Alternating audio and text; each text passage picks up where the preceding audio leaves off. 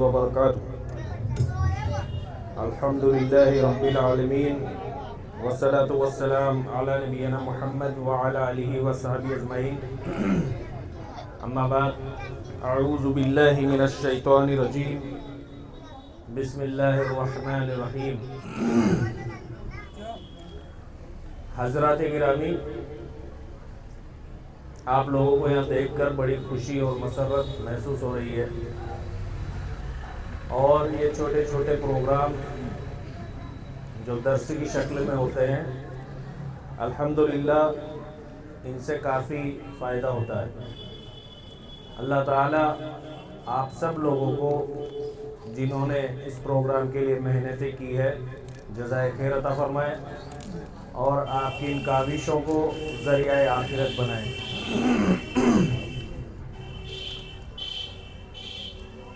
سب سے پہلے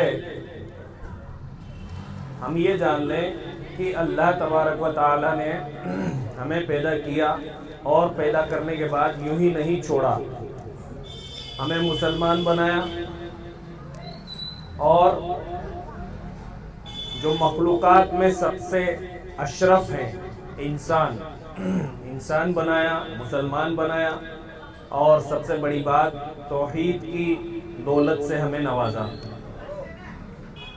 تو سب سے پہلے ہم یہ جان لیں کہ اللہ تبارک و تعالیٰ نے ہمیں کیوں پیدا فرمایا ہے. سورہ ذاریات آیت نمبر 56 میں اللہ تبارک و تعالیٰ نے فرمایا کہ ہم نے جنات اور انسانوں کو صرف ہماری عبادت کے لیے پیدا فرمایا. یعنی تمام انسان اور تمام جنات کو پیدا کرنے کا مقصد اللہ کا یہ ہے کہ صرف اسی کی عبادت کی جائے، اس کے سوا کسی کی عبادت نہ کی جائے.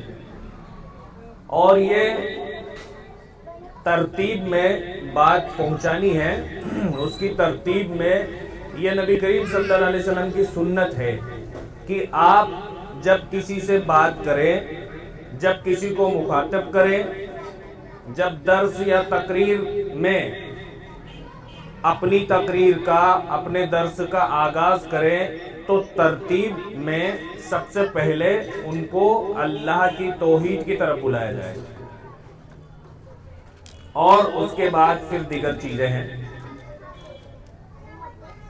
تو لا الہ الا اللہ اور محمد رسول اللہ. تو لا الہ الا اللہ یہ حضرت آدم علیہ السلام سے لے کر جناب محمد رسول اللہ صلی اللہ علیہ وسلم تک یہ جملہ کبھی بدلا نہیں. لا الہ الا اللہ یہ جو پہلا ٹکڑا ہے جو ہمیں توحید سکھاتا ہے، اور دوسرا جو ٹکڑا ہے محمد رسول اللہ یہ ہمیں رسالت سکھاتا ہے. تو دو ٹکڑے ہوئے، ایک ٹکڑا ہے لا الہ الا اللہ، اور دوسرا ٹکڑا ہے محمد رسول اللہ. تو یہ جو لا الہ الا اللہ ہے یہ ہمیشہ ایک ہی رہا، اس لیے کہ معبود برحق ایک ہی ہے. یہ آدم علیہ السلام سے لے کر آخری نبی جناب محمد رسول اللہ صلی اللہ علیہ وسلم تک یہ ایک ہی رہا. دوسرا جو ٹکڑا ہے، دوسری جو ہم گواہی دیتے ہیں محمد رسول اللہ، یہ بدلتا رہا. آدم علیہ السلام کے ٹائم پر یہ جو دوسرا ٹکڑا ہے، آدم علیہ السلام نبی تھے، اسی طریقے سے وقتاً فوقتاً نبی اور رسول آتے رہے، تو دوسرا ٹکڑا بدلتا رہا. اور اب نبی آخر الزمان صلی اللہ علیہ وسلم کے اوپر یہ دوسرا جو ٹکڑا ہے محمد رسول اللہ ختم ہو گیا. اب یہ دوسرا بھی نہیں بدلے گا، اس لیے کہ آپ آخری نبی ہیں، آپ کے بعد کوئی نبی نہیں آئے گا، اور حضرت عیسیٰ علیہ السلام آئیں گے، وہ بھی آپ کے امتی ہوں گے. تو پہلا ٹکڑا ہے توحید کا، اور دوسرا ٹکڑا ہے رسالت کا. تو توحید کے تعلق سے ہمیں سنجیدہ رہنا چاہیے، اور شرک جیسے قبیح اور سب سے خطرناک گناہ سے ہمیں بچنا چاہیے. اب ہم کیسے بچیں، یہ چیزیں ہمیں کہاں ملے گی؟ تو سورہ ذاریات آیت نمبر 56 मैंने अभी आपके सामने हवाला दिया कि अल्लाह तबारक व तआला ने फरमाया है कि मैंने जिन्नात और इंसानों को अपनी इबादत के लिए पैदा किया है। अब इबादत की जितनी भी शक्लें हैं, मोटे तौर पर इबादत किसे कहते हैं, ये आप पढ़ेंगे कुरान और हदीस के अंदर, तो आपको पता चलेगा कि जहां नमाज, रोजा और इसी तरीके से रुकू और सजदा और नज़र, ये तमाम चीजें इबादत हैं, उसी तरीके से दुआ ये भी इबादत है। और बल्कि दुआ के बारे में इतनी ताकीद है कि दुआ ही इबादत है, यहां तक फरमाया गया है हदीस के अंदर, यानी पुकारना, दुआ करना ये इबादत है। तो ये तौहीद है जिसको आपको और हमें समझना है और शिर्क से बचना है। शिर्क इतना बड़ा गुनाह है कि इसका करने वाला हमेशा जहन्नम में रहेगा। शिर्क करने वाला कभी भी जन्नत में नहीं जा सकता और उसका ठिकाना हमेशा जहन्नम में है और हमेशा जहन्नम ही में रहेगा। हाँ, ये जरूर है कि शिर्क की किस्में होती है, शिर्क अकबर, शिर्क असगर। तो शिर्क अकबर जो करने वाला है ये हमेशा जहन्नम में रहेगा, कभी भी निकाला नहीं जाएगा। और जो छोटा शिर्क है उसके बारे में अल्लाह चाहे तो उसको माफ कर सकता है या सजा दे करके जन्नत में डाल सकता है। तो शिर्क अकबर का इल्म हमें हासिल करना है।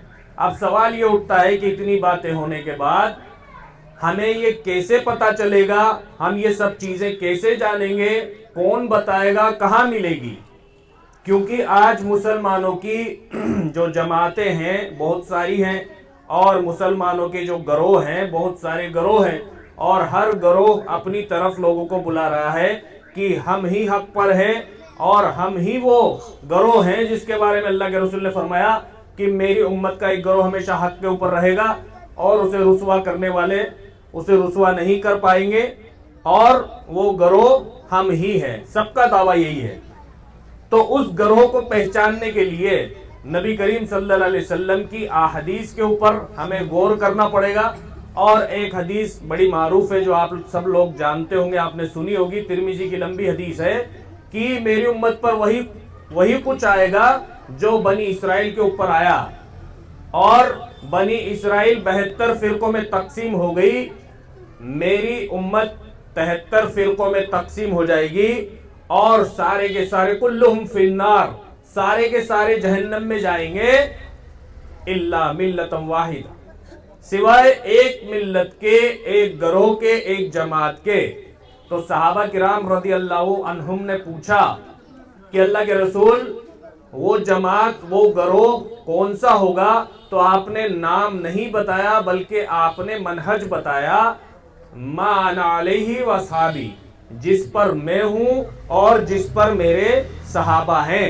यहां पर आप एक बात समझ लें जो बहुत बारीक बात है और आज के इस पुरफितन दौर के अंदर इस टुकड़े के ऊपर अमल करना और इसको समझना इतना जरूरी है कि अभी हमारे भाई जो फितरे में मुब्तला हो रहे हैं वो इसी टुकड़े को छोड़ने की वजह से या इसको ना समझने की वजह से वो गुमराह हो रहे हैं। वो टुकड़ा क्या है कि अल्लाह के रसूल ये कह देते सिर्फ मान आली, जिस पर मैं हूं, तो भी काफी था, लेकिन आपने फरमाया वासहाबी, जिस पर मैं हूं और जिस पर मेरे सहाबा हैं। तो सहाबा रदियल्लाहु अन्हुम ने जिस तरीके से कुरान और हदीस को समझा है उसी तरीके से कुरान और हदीस को हमें समझना है। यही वजह है कि सोशल मीडिया के ऊपर ये जो लोग बैठे बैठे फितने फैला रहे हैं, कोई डॉक्टर है, कोई इंजीनियर है और कोई कुछ है, कोई कुछ है, ये इसी टुकड़े को छोड़ने की वजह से, इसी टुकड़े पर अमल नहीं करने की वजह से ये गुमराह हो गए हैं और लोगों को अपने पीछे इन्होंने लगा लिया है और लोग उनके पीछे चल रहे हैं। तो ये कोई मामूली चीज नहीं है, ये बहुत बड़ी चीज है कि सहाबा किराम रदियल्लाहु अन्हुम ने कुरान और हदीस को कैसे समझा। तो हमें इस्लाम को समझने के लिए उन लोगों की पैरवी करनी पड़ेगी जो जमात ये दावा करती है कि हम कुरान और हदीस को मानने वाले हैं और हम कुरान और हदीस को फहम सलफ के ऊपर समझते हैं और हम किसी भी शख्सियत की बात किताबो सुन्नत की मौजूदगी में या किताबो सुन्नत के किसी हुक्म के मुकाबले में किसी भी शख्सियत की बात को हम नहीं मानते, चाहे वो कितना भी बड़ा हो, चाहे वो सहाबी ही क्यों ना हो।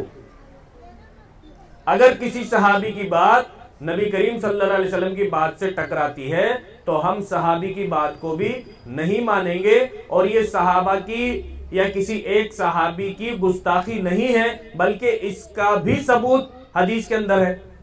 जैसे कि आप लोगों ने सुना होगा कि वो शामी आदमी आया था और उसने पूछा था अब्दुल्ला इब्न उमर रज़ियल्लाहु अन्हु से कि हज तमत्तो कर सकते हैं या नहीं, जायज है या नहीं। तो उन्होंने कहा कि जायज है, कर सकते हैं। तो कहा कि आपके अब्बा उमर इब्न खत्ताब रज़ियल्लाहु अन्हु तो इससे मना करते हैं। तो उन्होंने ये कहा कि नबी करीम सल्लल्लाहु अलैहि वसल्लम ने इसका हुक्म दिया है या आपने किया है। आपका हुक्म देना उसी दर्जे में है कि आपने किया है। और कहा कि तुम्हारे अब्बा तो मना करते। उन्होंने कहा कि नबी करीम सल्लल्लाहु अलैहि वसल्लम ने इसका हुक्म दिया है, अब तू ये बता कि नबी की बात चलेगी या मेरे अब्बा की बात चलेगी, किसकी पैरवी की जाए। तो उस शामी ने कहा था कि नबी करीम सल्लल्लाहु अलैहि वसल्लम की इत्तबा की जाएगी।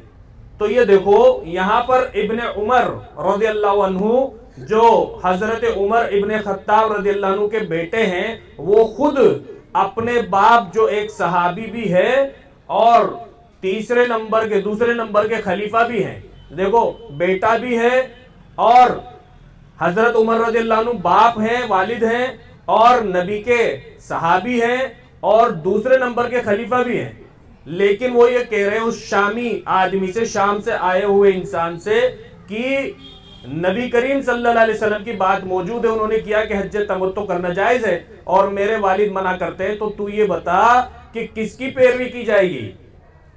तो खुद शामी ने ये कहा कि नबी करीम सल्लल्लाहु अलैहि वसल्लम की इत्तबा और पैरवी की जाएगी। तो कहा कि बस बात खलास। तो यहां इनका अपने बाप की बात को रद्द करना यानी सहाबी की बात को रद्द करना नबी के मुकाबले में जब गुस्ताखी नहीं है, तो यही बात अगर हम कहते हैं कि हम सहाबी की बात नहीं मानते नबी के मुकाबले में, तो हमें गुस्ताख कहा जाता है। तो इसकी भी दलील हमने दे दी, ये गुस्ताखी नहीं है। अब थोड़ा और आगे, क्योंकि बात इन्हीं से जुड़ी हुई है, तो वो हम बता देते हैं कि तलाक का जो मसला है वो इन्हीं से है।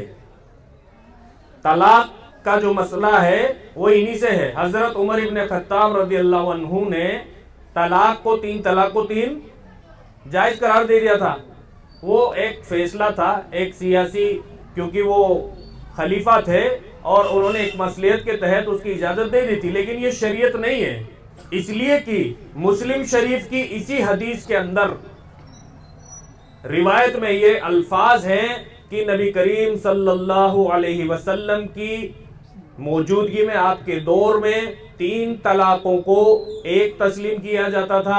हजरत अबू बकर सिद्दीक रज़ियल्लाहु अन्हु के दौर में 3 तलाकों को एक तस्लीम किया जाता था और हजरत उमर इब्न खत्ताब रज़ियल्लाहु अन्हु के दौरे खिलाफत के शुरू के 2 सालों तक भी 3 तलाकों को एक तस्वुर किया जाता था। उसके बाद लोगों ने फायदा उठाना शुरू किया, औरतों को मजाक बना लिया था, तो कहा कि अब जो 3 देगा उसको 3 शुमार कर ली जाएगी।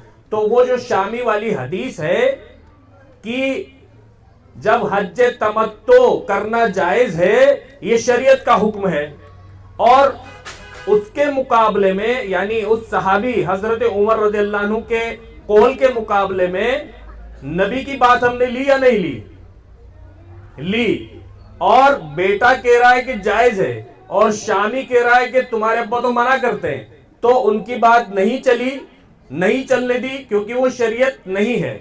इसी तरह यहां पर भी हजरत उमर इब्न खत्ताब रज़ियल्लाहु अन्हु ने अगर 3 तलाकों को नाफिज कर दिया, तो चूंकि शरीयत नहीं है ये, क्योंकि नबी करीम सल्लल्लाहु अलैहि वसल्लम का इंतकाल हो चुका था। अरे भाई दूसरे नंबर के खलीफा है ना ये, तो ये खलीफा ही तो थे। तो इन्होंने एक अमीर, एक खलीफा, एक सुल्तान के ओहदे पर होते हुए जब देखा कि इसका गलत इस्तेमाल लोग कर रहे, औरतों को परेशान कर रहे, इद्दत में वापस रुजू कर लेते, तो उन्होंने कहा कि भाई 3 दोगे तो 3 हो जाएगी, تو وقتی طور پر انہوں نے یہ حکم لگایا تھا، اور خلیفہ، سلطان اور امیر جو مسلمانوں کا حاکم ہوتا ہے وہ وقتی طور پر اس طریقے کے فیصلے کر سکتا ہے، یہ بھی قرآن اور حدیث میں ہے۔ اس کے بعد انہوں نے رجوع کر لیا تھا بعد میں، تو یہ شریعت نہیں بن سکتا، یہ مسئلہ شریعت نہیں بن سکتا، اس لیے کہ مسلم شریف کی حدیث کے اندر یہ موجود ہے کہ نبی کریم صلی اللہ علیہ وسلم کے دور میں 3 طلاقوں کو ایک تصور کیا جاتا تھا۔ ایک حدیث اور پیش کی جاتی ہے کہ حضرت عائشہ رضی اللہ عنہا وہ کہتی ہے کہ جو کچھ آج عورتیں کر رہی ہیں، جو کچھ عورتیں آج کر رہی ہیں، ان کو اگر نبی کریم صلی اللہ علیہ وسلم دیکھتے تو ان کو مسجد میں جانے سے منع کر دیتے۔ یہ حدیث لے کر کے ابھی کچھ وقت پہلے کسی نے یہ حدیث رکھی تھی اور اس حدیث کا جواب مانگا تھا، بہرحال وہ ایک ریکارڈنگ کر کے ہم نے اس کو بھیج دی تھی۔ تو اب دیکھو اس حدیث کو سمجھو، بات یہ نہیں ہے، یہ جو سوشل میڈیا پر جو باقاعدہ شرک کی بھی تقسیم انہوں نے کر دی ہے، توحید کی انہوں نے تقسیم کر دی ہے، یہاں بیان کرنے کا مقصد یہ ہے کہ ہر عام اور خاص، ہر پرانا یا آج نیا آیا ہو، سب کے لیے یہ پیغام ہے کہ اس سنجیدہ دور میں جہاں پر ہمیں سنجیدہ ہونے کی ضرورت ہے، پرفتن دور میں ہمیں سنجیدگی سے کتاب و سنت کو سمجھنا ہے، دیکھنا ہے کون سی جماعت، کون سا گروہ یہ دعویٰ کر رہی ہے کہ ہم حق کے اوپر ہیں اور ہم صراط مستقیم کے اوپر ہیں انشاءاللہ۔ تو آپ کو دیکھنا پڑے گا کہ صرف دعویٰ کرنے سے کام نہیں چلتا، حدیثوں کو، مسلم شریف میں کوئی حدیث آ گئی، لوگ دیکھو مسلم میں، ارے بھائی مسلم شریف میں حدیث آ گئی تو اس میں حدیث آنے کا مطلب یہ تھوڑی ہے کہ اس میں نبی کریم صلی اللہ علیہ وسلم نے کچھ فرمان دیا ہے یا کچھ کہا ہے۔ مسلم شریف کے اندر حدیث آ گئی، اس کا کیا مطلب ہے؟ تو حضرت عائشہ رضی اللہ عنہ کی اس حدیث کو لے کر کے لوگوں نے جواز نکالا کہ دیکھو حضرت عائشہ رضی اللہ عنہ فرما رہی ہیں کہ جو کچھ عورتوں کا حال آج ہے، جو کچھ عورتوں کو دیکھا جا رہا ہے، اگر یہ نبی کریم صلی اللہ علیہ وسلم کے دور میں ہوتا یا آپ ہوتے تو عورتوں کو مسجد میں جانے سے منع کر دیتے۔ اب دیکھو اس حدیث کو ہم کیسے سمجھتے ہیں، اور جن لوگوں کا منہج بگڑا ہوا ہے، جو لوگ صراط مستقیم کو نہیں سمجھتے، بھٹکے ہوئے، وہ کیسے سمجھتے، انہوں نے کیسے سمجھا ہو تو میں نے آپ کے سامنے رکھ دیا۔ ہم کیسے سمجھتے ہیں؟ ہم یہ سمجھتے ہیں کہ عائشہ رضی اللہ عنہ کا یہ جملہ بتا رہا ہے کہ اگر نبی کریم صلی اللہ علیہ وسلم ہوتے اور عورتوں کو اس طرح دیکھ لیتے تو مسجد میں جانے سے منع کر دیتے۔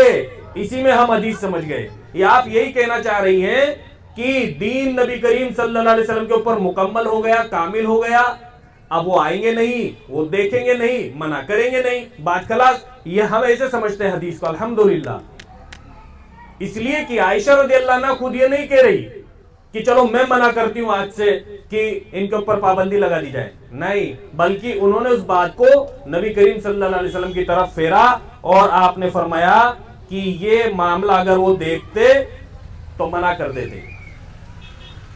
شرک جو ہے یہ اکبر الکبائر ہے، تمام کبیرہ گناہوں میں سے سب سے بڑا گناہ ہے، اور شرک کرنے والے کے اوپر اللہ تبارک و تعالیٰ نے جنت کو حرام کر دیا ہے، وہ کبھی بھی جنت میں نہیں جائے گا۔ اس لیے آپ کی اور ہماری اور جو لوگ یہاں پر پہلی بار آئے ہیں ان کی ذمہ داری ہے کہ سب سے پہلے قرآن اور حدیث پڑھیں اور علماء سے پوچھیں، جڑیں علماء حق سے کہ شرک کیا کیا ہے، کیسے ہوتا ہے اور توحید کسے کہتے ہیں، یہ کتاب و سنت میں آپ کو ملے گا۔ تو سب سے پہلے یہ سیکھیں، اس لیے کہ اگر شرک ہمارے اندر رہا، شرک اکبر خاص طور سے، تو کتنے بھی بڑے عمل، کتنے بھی بڑے اعمال آپ کر لے جائیے، آپ کی ان اعمال کی قبولیت اللہ کے یہاں نہیں ہوگی۔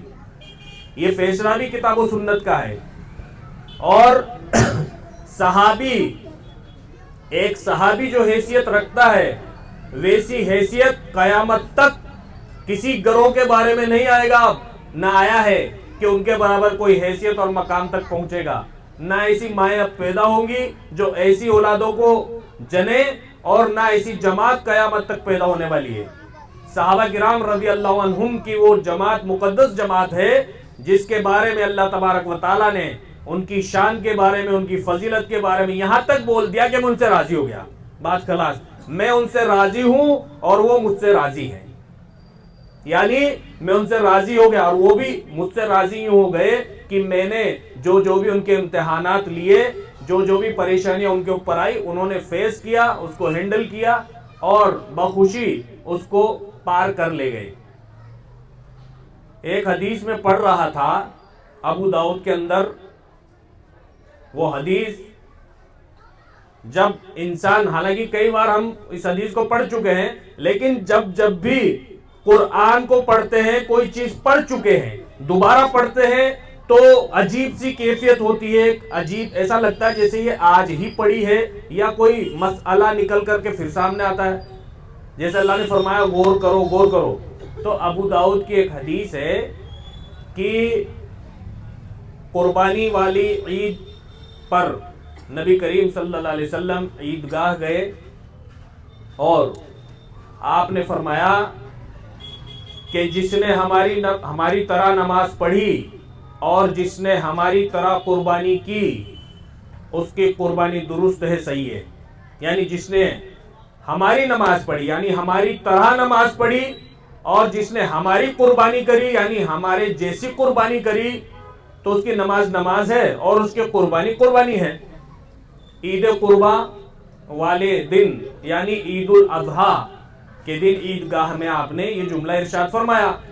تو حضرت ابو بردہ ابن نیار رضی اللہ عنہ یہ کھڑے ہوئے اور انہوں نے کہا کہ اللہ کے رسول صلی اللہ علیہ وسلم، میں نے تو عید کی نماز سے پہلے ہی، یعنی عیدگاہ آنے سے پہلے ہی قربانی بھی کر دی اور خود گوشت بنایا، خود گوشت کھایا، گھر والوں کو کھلایا اور پڑوسیوں کو بھی کھلایا، اور میں یہاں پر آ گیا۔ یہ حدیث بیان کرنے کے بعد کچھ چیزوں پر غور کریں گے، اس کے بعد بات ختم کریں گے کہ ابو بردہ ابن نیار رضی اللہ عنہ یہ نبی کریم صلی اللہ علیہ وسلم کے صحابی ہیں اور یہ شرک نہیں کرتے۔ سوال ہی پیدا نہیں ہوتا صحابی کے بارے میں شرک کا تصور کرنا، تربیت ہی ایسی تھی۔ اور اللہ کے رسول نے خود فرمایا تھا، حدیث ہے کہ اللہ کی قسم میں میرے بعد اس بات سے خوف نہیں کھاتا، میں اس بات سے نہیں ڈرتا کہ تم میرے بعد شرک کرو گے، بلکہ میں اللہ کی قسم اس بات سے خوف زدہ ہوں، خوف کھاتا ہوں کہ دنیا تمہارے پر کھول دی جائے گی اور اس کی دوڑ میں تم مشغول ہو جاؤ گے، اور ہو بھی رہے۔ اب دیکھو بات وہی آتی ہے، اب اس حدیث کو ہمیں سمجھنا ہے، ایک بات ہو تو بیان کی جائے۔ اس حدیث کو بعض لوگوں نے کیسے سمجھا کہ اللہ کے رسول صلی اللہ علیہ وسلم نے قسم کھا کر کے یہ کہا کہ مجھے اس بات کا خوف نہیں کہ تم میرے بعد شرک کرو گے، حکم عام سمجھ لیا امت کے لیے، اور اس بات کا ڈر ہے اللہ کی قسم کہ تم دنیا کی دوڑ میں مشغول ہو جاؤ گے، اس کی رنگینیاں اور اس میں ایک دوسرے سے آگے بڑھنے کی کوشش کرو گے۔ تو کہا کہ دیکھو اللہ کے رسول نے اللہ کی قسم کھا کر امت کے لیے کہا ہے کہ امت شرک کر ہی نہیں سکتی۔ دیکھو یہ فرق پڑتا ہے منہج سلف چھوڑنے کا۔ سلف نے اس حدیث کو کیسے سمجھا ہے اور کیسے سمجھایا ہے۔ میں نے حافظ ابن حجر عسقلانی رحمۃ اللہ علیہ کی شرح پڑھی تھی، بخاری شریف کی حدیث ہے یہ، تو انہوں نے یہ لکھا ہے اس میں کہ یہاں پر خطاب صحابہ کرام رضی اللہ عنہم سے خاص ہے، اور ان کے بعد جو بھی ان کے پیچھے چلے ہیں ان کے لیے عام ہے، ان کے لیے جتنے بھی قیامت تک آئیں گے۔ لیکن یہاں پر سامنے کون ہے؟ صحابہ ہیں، پوری امت نہیں ہے، اور اگر امت مان بھی لی جائے تو وہ لوگ آئیں گے اس دائرے میں، اس حکم میں، جو صحابہ کے نقش قدم پر چلتے ہوئے اپنی زندگی گزاریں گے۔ اب آپ بتاؤ کہ اگر اس حدیث کو ہم اپنے مرضی سے سمجھیں گے تو ہم نے یہ معنی نکال لیا کہ امت شرک کر ہی نہیں سکتی، تو پھر ایک حدیث اور آئی نبی کریم صلی اللہ علیہ وسلم کی کہ میری امت میں کچھ لوگ ایسے پیدا ہوں گے جو بتوں کی پرستش کریں گے، اور قیامت اس وقت تک قائم نہیں ہوگی جب تک میری امت کے لوگ بت پرستی نہ کرنے لگ جائے اور شرک نہ کرنے لگ جائے۔ اور اسی طریقے سے مسلم شریف اور ابو داؤد کی حدیث ہے، تو ایک حدیث میں ہے 100 کی تعداد ہے اور ایک میں ہے 40 کہ کوئی شخص اگر مرا توحید پرست یعنی جو شرک نہیں کرتا وہ مر گیا، اور اس کا جنازہ پڑھنے کے لیے منیمم یعنی کم از کم 40 لوگ ایسے جنازہ پڑھیں جو اللہ کے ساتھ کسی چیز کو شریک نہ کرتے ہو، اور ایک روایت میں ہے 100 لوگ، تو اس کو میکسیمم لے لیں کہ زیادہ سے زیادہ 100 لوگ اس کا جنازہ پڑھ لیں۔ کس کا؟ جو اللہ کے ساتھ شرک نہیں کرتا۔ جنازہ پڑھا کس کا جا رہا ہے؟ جو اللہ کے ساتھ شرک نہیں کرتا۔ جنازہ کون پڑھ رہا ہے؟ جو اللہ کے ساتھ شرک نہیں کرتے۔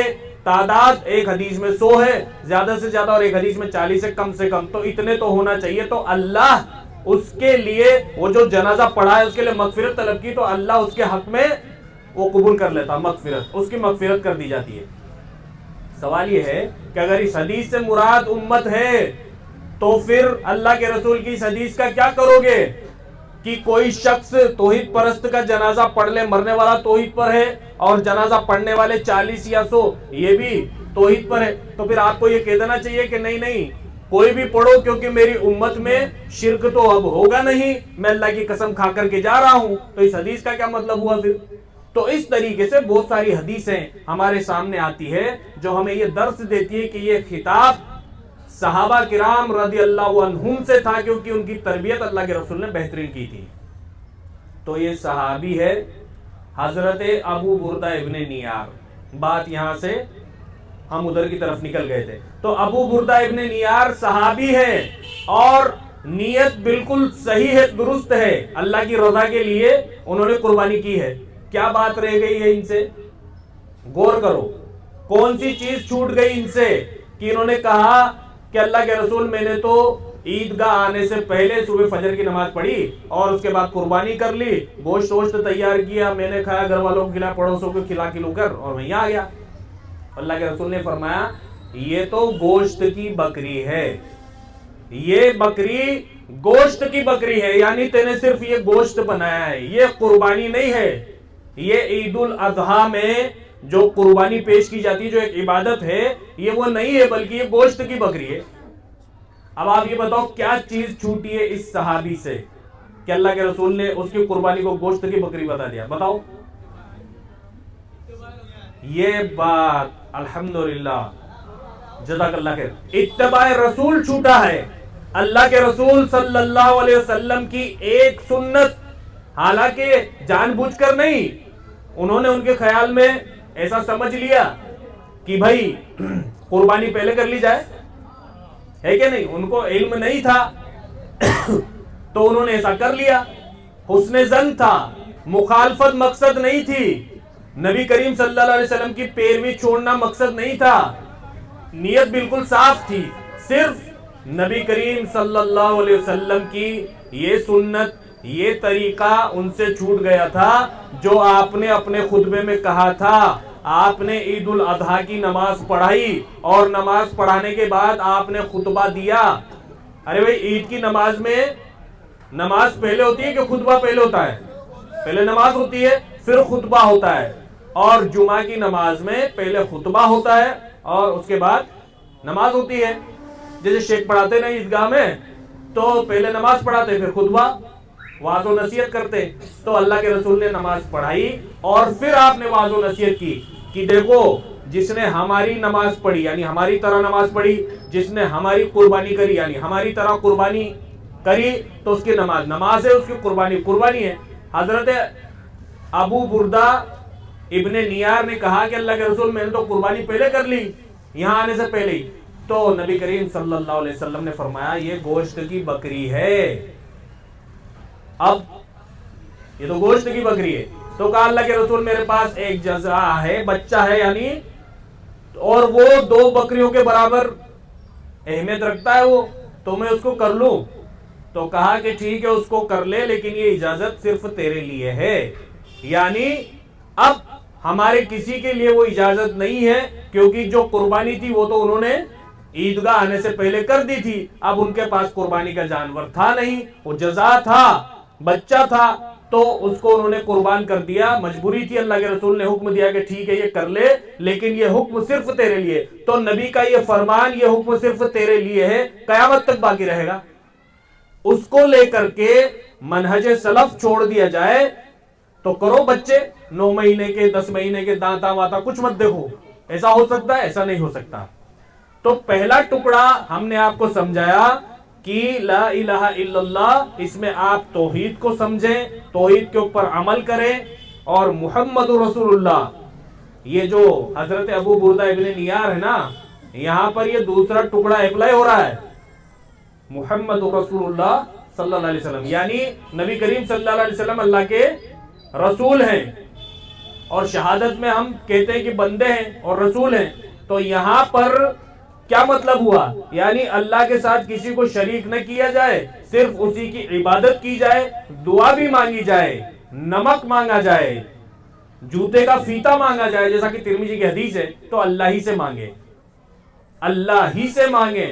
دعا جو ہے یہ بہترین عبادت ہے، اس لیے کہ انسان رات کو، دن میں تیز آواز سے یا دھیمی آواز سے، یا بیچارہ مظلوم ہے اس کے اوپر ظلم کیا جا رہا ہے تو دل ہی دل میں پکار رہا ہے، یا کوئی گونگا ہے بول نہیں سکتا، لیکن اس کے دل کی آہ، اس کی دھڑکن، اس کی تمنا، اس کی خواہش، وہ کیا چاہ رہا ہے، یہ عرش پر اللہ رب العزت سن لیتا ہے. اس لیے دعا جو ہے، دعا ہی عبادت ہے، اس پر زور دیا گیا. تو محمد رسول اللہ صلی اللہ علیہ وسلم کا مطلب یہ ہے، لا الہ الا اللہ کا مطلب یہ ہے کہ اللہ کے سوا کسی کی عبادت نہیں. امام ابن تیمیہ رحمۃ اللہ علیہ نے فرمایا کہ عبادت کس کی اور عبادت کیسے، یہ 2 ٹکڑے، 2 باتیں جس نے سمجھ لی اس نے دین کا پورا موٹا موٹا حلیہ سمجھ لیا.